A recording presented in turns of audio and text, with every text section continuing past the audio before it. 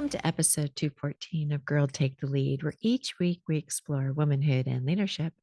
And I'm your host, Yo Canny. Dima Ghawi, Gen X, joined us to share her journey so that others across the globe can access untapped potential, empower themselves to shatter limitations, and become purpose driven leaders. Her own journey is one of escaping confinement, crossing continents, and transforming her life's purpose. She's a keynote speaker, does workshops and executive coaching, and she'll share her unique leadership transformation journey so that we can activate our own potential and grow into that leadership. Some of the topics we covered were her book, Shattering Vases, challenging the norm, education as a way to shatter vases, healing and rising above, and following our feelings and our heart. As you listen, try to think about what your vases might be. Those are the expectations that others have of you that need shattering. In our last episode, we unpacked trauma and crisis with Dr. Kate Flynn, which can get in the way of living our life with intention. Dima gives us an inspiring example of overcoming trauma and crisis with courage. She is truly living her life with intention. Enjoy, and here you go. So, Dima, welcome to Girl Take the Lead. We're excited to have you with us. And, as we were discussing, our stories overlap a little bit. So, I can't wait for our listeners to hear about yours and your book and everything that's going on. So, welcome. Thank you, Yolanda. I'm so excited to be here. Yeah, great. And maybe we can start if you would introduce yourself to our listeners and tell them a little bit about yourself and about your book. That would be great. Sure. I always introduce myself by saying I am Middle Eastern in my genes, American in my heart, and a global citizen in my spirit. And that summarizes everything about me. I was born in Turkey, raised in Jordan in the Middle East, and I moved to the US 29 years ago. But my story starts when I was 5 years old. I was playing with my grandmother in her kitchen, and my grandmother was so much fun. She always had fun, different new games and fun things, but that one day she wasn't fun. She had a glass vase, she held it, and she said, "Do you see this perfect glass vase? A girl is just like it. If it gets cracked for any reason, you can never fix it, you can never glue it back." And then she said, "No one would want it. Who would want a cracked vase?" And then she said, "That's the one we throw in the trash." Mm. What she was trying to teach me early on as a 5-year-old, that I need to be perfect. I have to worry about how I am being perceived by others. If Mhm. I make a mistake or if I'm different, then I'm not going to be accepted and I would be thrown in the trash. Mhm. So that's where my story started. That's where the whole journey started. And your book, the title of it, and that was just so, and some of the chapter names are terrific as well. But talk a little bit about the book, because I think our listeners can really relate to the perfectionism of families trying to keep us perfect. But I think your journey in this book is just amazing. Thank you. I appreciate all the wonderful compliments. I had amazing team of creative editors that helped me with this. So that's why every word and every title was so intentional. Mhm. So the book is my journey of starting as a young woman, worried about the community and how I am being perceived, following, obeying, as well as getting married so young. I got engaged when I was 19 and we moved together to San Diego, California when I was 20. And I was living everything that was expected of me. But the problem was that I felt that I was getting into deep depression. I was feeling unhappy, lost, lonely. That marriage didn't turn out to be good. It wasn't healthy at all, but I didn't know what to do. And I knew if I would consider anything other than staying, that would be considered a crack in the vase, and that would not be accepted by my family and my community. So I stayed in that marriage, but then my depression just kept getting worse and worse and worse. And one day I woke up too depressed to even get out of bed. And I just kept staring at the ceiling. By the end of the day, I decided to call my mom in Jordan. And which by the way, was not allowed in the middle of the week. I only was allowed to talk to her on a Saturday for about 15 to 20 minutes. That was it. Mm. So I did break the rules. I called my mom, dialed to speak to my mom, and I couldn't get her. And I couldn't get my uncle, who I love. I couldn't get my best friend. I just needed somebody to tell me how to live my life. And there was nobody that I was able to get in touch with. At that time, I felt it was the lowest moment in my life because I was on the floor crying, just praying for guidance. And I didn't realize there was a divine purpose in all of that, that I was supposed to learn early on in my life to listen to my internal voice, Mm. to listen to myself, because I knew the type of life that I wanted. I was just afraid.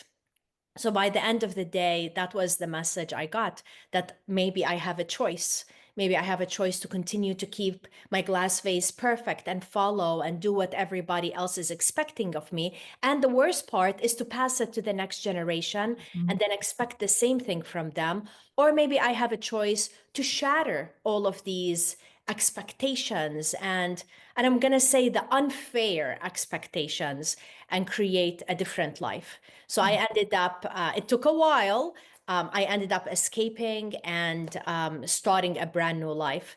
That escape was considered a crack in the vase. And my community in Jordan disowned me. And my father decided that I don't deserve to live. And he has been threatening my life since 2001. Mhm. So that's the consequences that many of us were afraid of taking risks. We're afraid of challenging the norm. We're afraid of believing in ourselves because of the consequences. Yes, mine have been horrible with related to my dad and how he reacted to all of this. But we all have a vase and a challenge that we're living with. The more Mhm. I discovered who I am and started focusing on education, because we have a phrase in Arabic that translates to well, it is knowledge is light and ignorance is darkness. So it's bringing light, bringing knowledge. So I focus so much on education, on building myself up, surrounding myself with people that help me to grow and believed in me. And that's how the journey started, at least for me, for my leadership discovery, my self worth discovery. And I realized after many, many years that I wanted to give back to other people. I want to share with them the story. I want to help them realize that even if they have a broken vase, they're beautiful. There's Mhm. beauty in the imperfection. They're great the way they are. And maybe there is a purpose behind all of that. Just like with my life, there is a purpose to it. Yeah. Well, I wonder, at some point, did you look at kind of challenging and questioning the norm? Mm. Um, and you were courageous and brave in doing that, especially what was at stake for you. And when you see other women, why do you think it's so important for us all to kind of challenge the norm that way? I believe it's part of human evolution. If we don't challenge the norm, we're just going to keep passing forward the old negative programming to the future generation and expecting the same thing from them. Mhm. There are funny norms that we still need to question. So for example, why do we have candles on a birthday cake? Why do we shake hands in one country and then bow in another country? So these are norms that have been passed, and we do them. We don't think about them. It is how it has always been. And Yeah. it's fun to just laugh about them and maybe learn about the history where they came from. The same thing with other areas in our lives. Maybe they're not funny, but social norms related to how women have been treated or underrepresented groups. Many times we don't think about it. We don't challenge it, and we just expect that we have to act this way. We don't want to break the vase even though it's already broken. It's not serving anybody. But the challenge, especially with women, related to when I talk about the norms that have been suppressing women, we end up becoming the defenders of these norms. So you would find a mom wanting to protect the daughter, or a grandmother wanting to protect her granddaughter, and they're passing to them these chains, and teaching them to live with these chains, just like what my grandmother did. So that's why it's so important to question everything.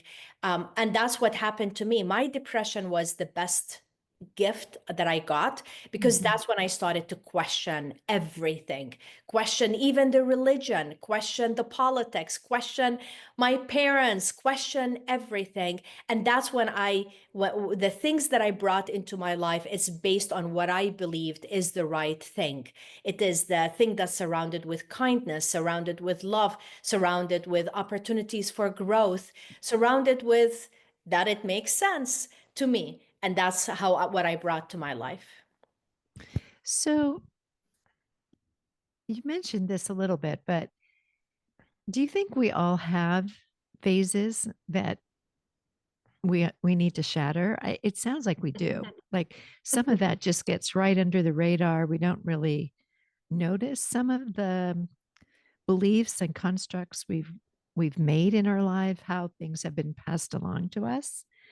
Um, so do you see that in women now, whenever wherever you are, like can you almost see their vase? Wow. I love this question. If we go back to the basic of what is a vase, the vase is the expectation that we have that we need to be perfect, that we cannot have our own identity, and we need to live a life that is expected of us and mask our own beautiful identity, and thinking that there's something wrong with us if we are different. So that Mhm. is what the vase is. So when I say it this way, I hope you and our listeners would realize that this is affecting every single person Mm. around the world. And yes, it specifically affects women, but with my work, I realize it affects people from all kinds of genders. We all have certain expectations that that we're living with. Many Mhm. times it's easy to just accept it the way it is and just say, this is how everybody else is living. I may as well just not challenge the norm, because who would want to deal with the consequences? But at the same time, when we challenge them, it creates a ripple effect.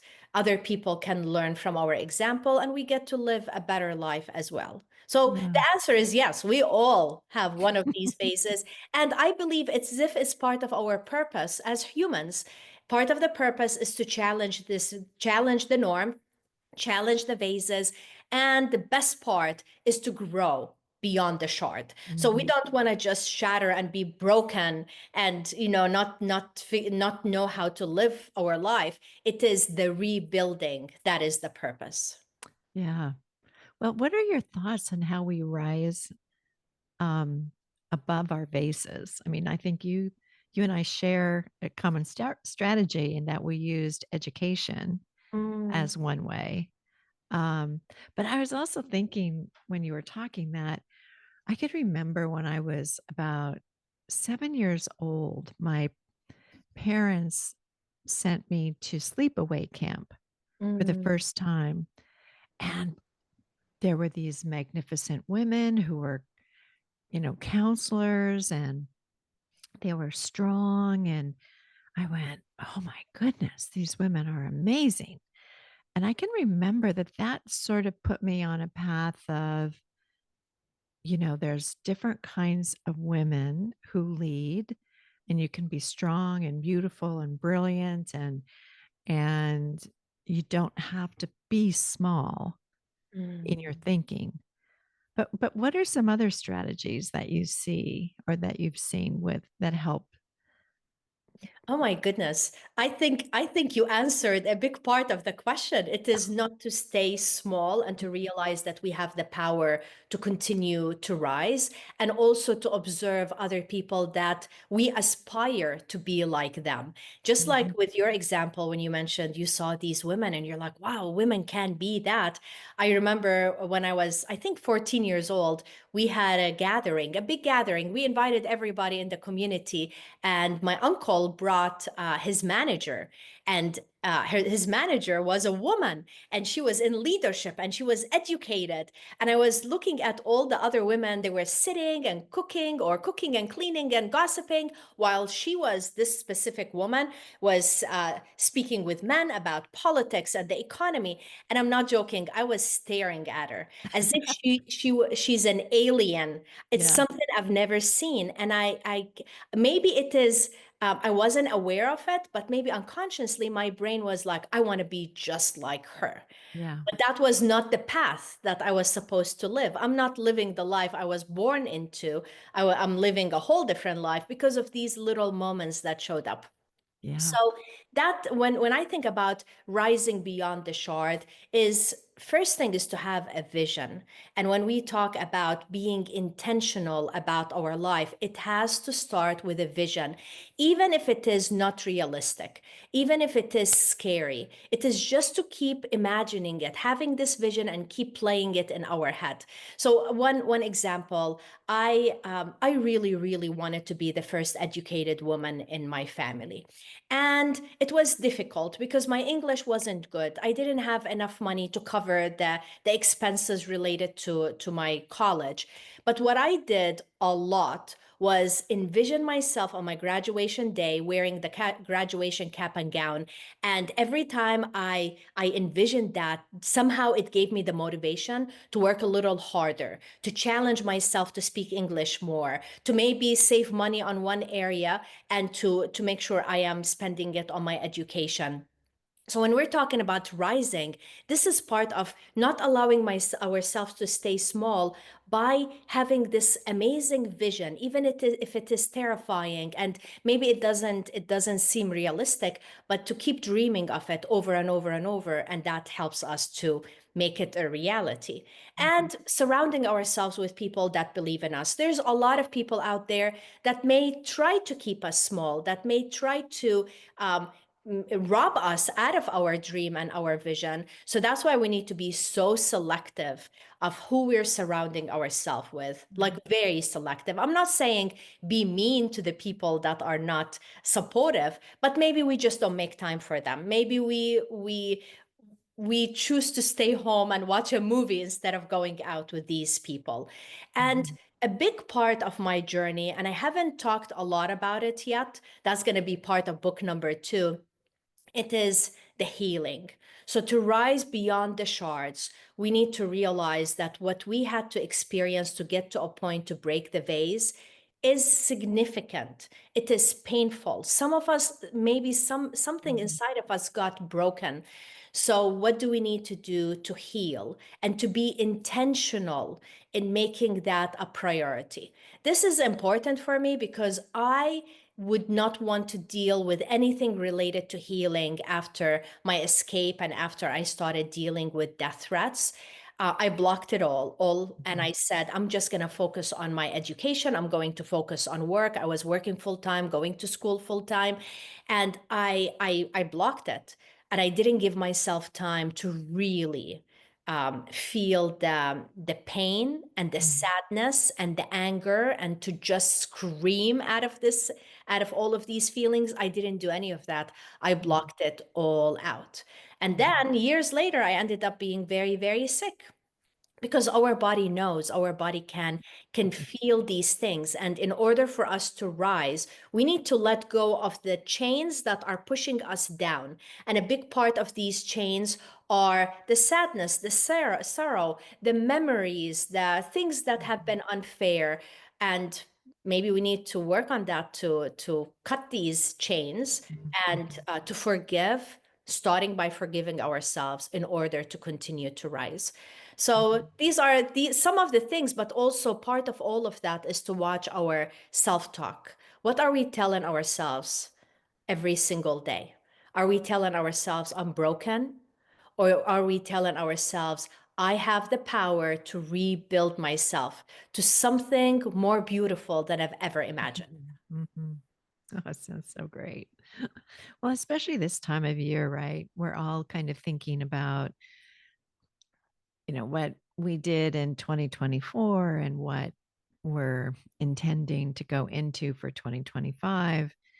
And I think you're giving our listeners a terrific path on how to move forward with that grace and the dignity and um, the desire that they have in for everything in 2025 and beyond. Um,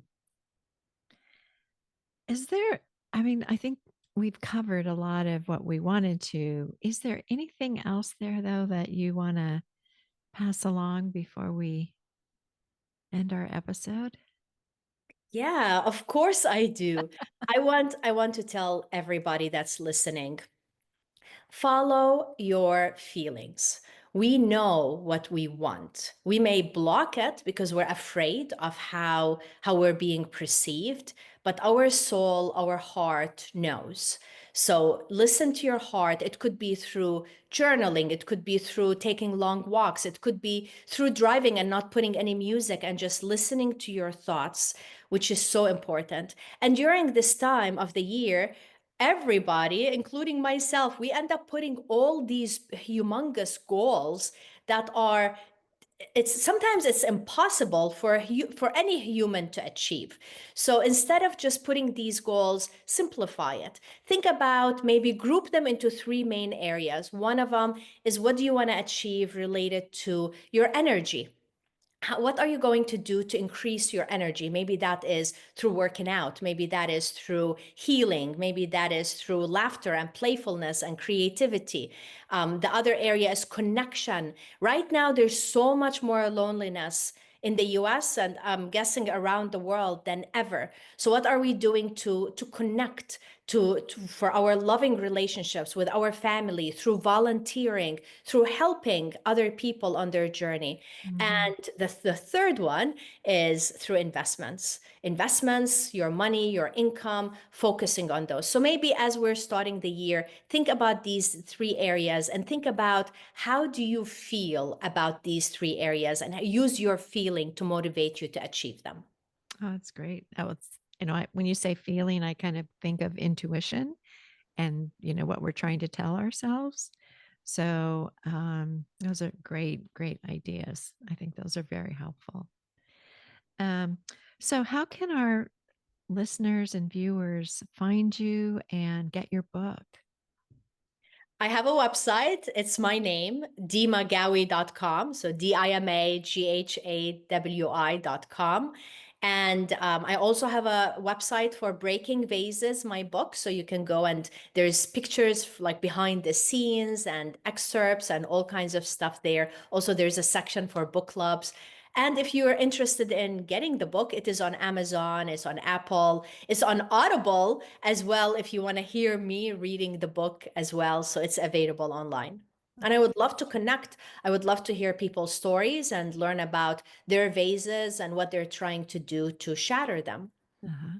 And you are available for coaching too, right? And working with organizations if they want to reach out to you, because I know you have a background with IBM and you understand corporate life, so people can contact you for that kind of coaching as well, right? Yes, I love my coaching business. I do coaching and also training.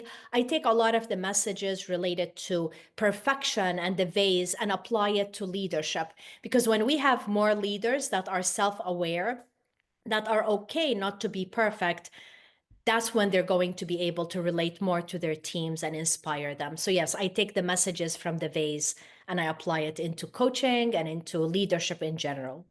Well, when you say, like become aware and be okay with the broken parts of us, I'm like, oh, that is totally what this podcast is about, because I think so many times people hide and don't want to have those things visible.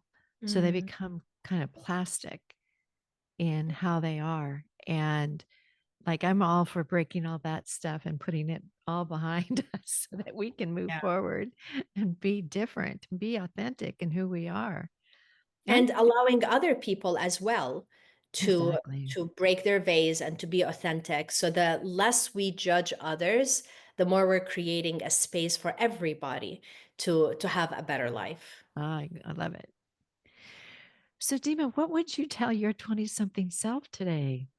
That girl that was married at that time, right? You were married then. Yeah, I was married when I was 20. I would tell her that things will get really, really, really, really bad, but they're going to eventually get better. So when she's at the lowest moment in her life, to cry, to express her sadness, but to know that things will get better. And things will Mm, get better through education to increase awareness. And by the way, education doesn't have to be formal college education.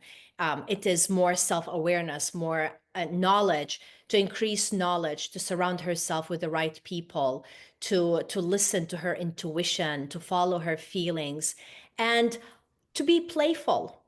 And that's the thing I know I missed out a lot in my life, is to play and to enjoy life in the moment.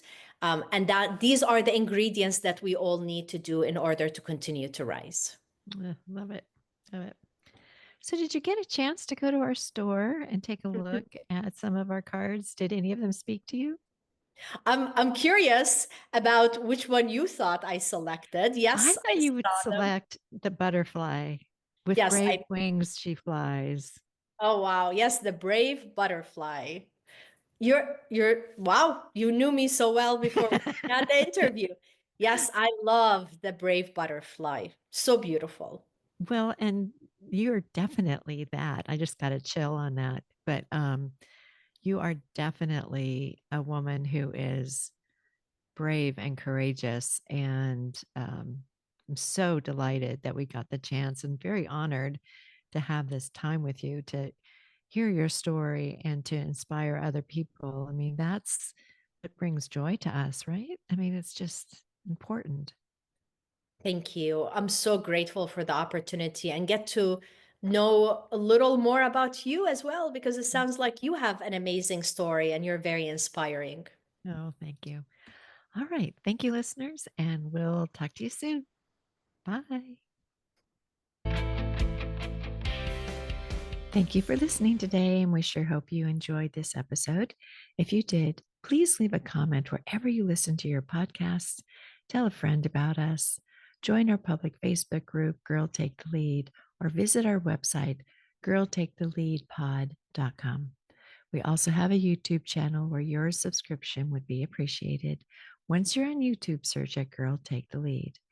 And we recently expanded to YouTube Music, where you can find a video of this episode, and you can also find a video on Spotify. Here are 3 episode takeaways. 1, we all have broken vases, and there's beauty in the imperfection with purpose to it. A vase is the expectation that we live our life perfectly, and thinking something is wrong with us if we think differently. 2, if we don't challenge the norm, we'll just pass along the same ways of being or chains and miss opportunities for growth. When we challenge, we can shatter our vase and rebuild ourselves.